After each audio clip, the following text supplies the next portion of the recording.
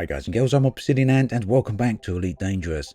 In this video I'm taking another look at all the updates coming with the Beyond series of updates. There are a lot of them, so I've broken it down across a number of videos, and in this video I want to look at something Frontier have made clear for a very long while now about the series of updates that are coming after 2.4, and that's the reworking of the core gameplay mechanics. Now they did very briefly cover quite a few elements of the game, but both David Braben at the start of the presentation as well as Sandro Sammarco, lead designer, were very clear that this is not an exhaustive list and there's other things coming in Beyond that they haven't yet announced. But what they did talk about, if only briefly, were changes to the trading system, the introduction of wing missions, crime and punishment, changes to the engineers, as well as mining. Now all of these things should be main gameplay pillars for Elite Dangerous, but with the exception of the engineers, they are all extremely bare bones or non-existent in the case of wing missions and crime and punishment. So mining apparently is going to become quite a bit more dangerous and very, very challenging. The whole concept seems to go back to some of the very early discussions with David Braben about Elite, whereby it's a frontier and a gold rush. Now what we're looking at here is clearly a piece of concept art, but what is going on in the image? It certainly seems to be very different to anything we could call mining at the moment. Whether or not the ultimate mining gameplay comes across to reflect this, we're going to have to wait and see. But Frontier tend to be pretty good when it comes to following through with concept art, and they tend to be very, very cautious as to what they actually reveal to the public, just in case they can't actually make the cut. And this is perhaps a bit of a change of direction from how things stood with the reveal of Horizons, where the information showed to us on that was very, very specific. Now trading is also due to get a change, and for this, it will be getting better data tools that will allow us to access the market and get up-to-date trade data to help us buy low and sell high. Now personally, my hope would be that this would also come with a new huge list of available commodities and dramatically overhaul how the commodities market actually stands right now. This image here, for example, is a very early piece of concept art for Elite Dangerous that never actually made it into the game. Now if you take a few moments to have a look at what's going on here, you can see there's a great variety of information, and all of it extremely helpful as to helping you make a decision about a particular trade. Again, this here is very old concept art, keep that in mind, so we may not get anything at all like this. But Frontier did say they want to go back and have a look at the old systems and bring them in line with some of their original ideas and proposals. So just maybe this is a bit of an indication as to something we could perhaps expect.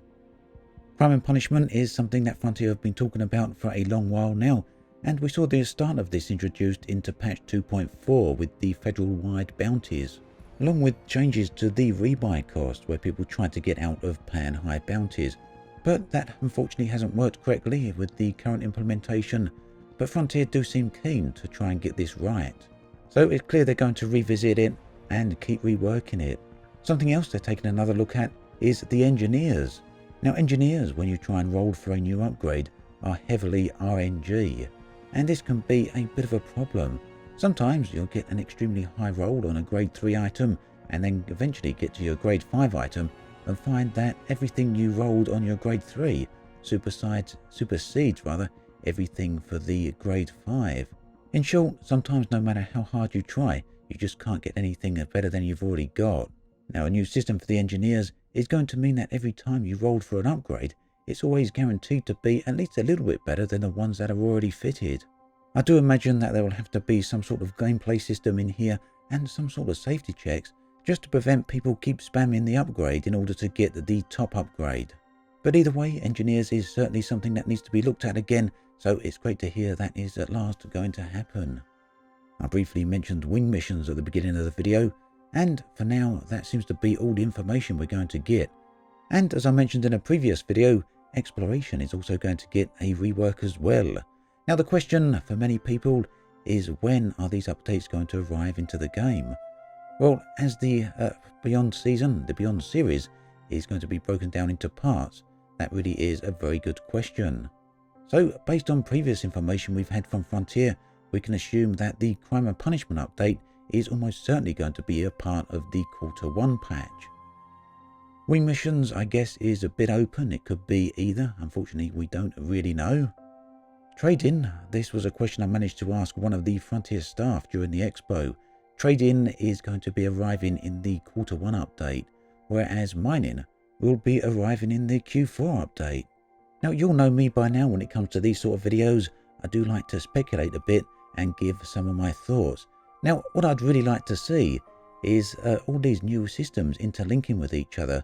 After all, if Frontier are going to go out and rework exploration, trading and mining, they can all play off each other a bit. That's something I'd certainly be very happy to see. For example, the Explorer could go out into space and, whilst looking for anomalies and new phenomena, could perhaps come across a very resource-rich system or a very resource-rich area. And this sort of information would be extremely useful to miners. So that would basically link mining and exploration together, and then when the miners get out there, they're a great target for bounty hunters. And of course, what they bring back is a great product for trading. And just maybe this could influence local economies.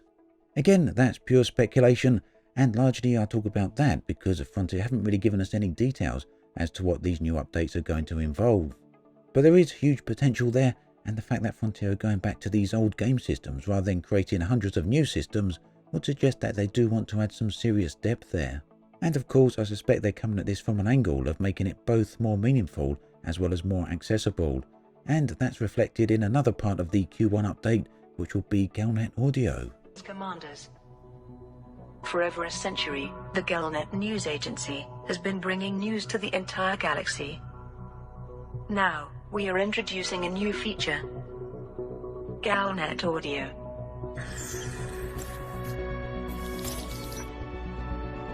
Galactic leaders have declared a galaxy-wide state of emergency in response to the rapidly escalating Thargoid threat. One of the largest complaints levelled at Elite Dangours, aside from the grind, is the fact that many people have no clue as to what is going on within the game. Now, this is certainly going to have a major impact upon that and make things far, far easier for everyone. Now, I don't know if you noticed, but last week Ed Lewis sent out a post to the forums saying that Frontier are going to not be accepting submissions to Galnet for a while. So it seems quite likely that this may well be a huge part of the reason as to why that is happening. Now, Galnet, of course, is accessible through the left-hand panel in your ship, and it's also accessible from stations. But what would be really nice is if we get a little notification in one of our top panels letting us know any time something significant is actually going on. I was also actually very curious as to how the voice for Galnet actually works. Is it recorded dialogue, or is it a synthesized voice? It does sound fairly synthesized to me, but it's a very high quality one if so. Now, this is something I asked Frontier for a bit of information for on the expo, but unfortunately they're unwilling to really let me know anything about this and said we're going to have to wait for more information at a later date. Nonetheless though, I really do feel that Galnet audio is going to be something that really does bring the galaxy to life and is going to greatly help a lot of players out there. And again, this is something that's going in the Q1 update. That is something I was able to get confirmation for. I'll be back very soon with some more videos. As always, thanks for watching, and I'll catch you guys and girls next time.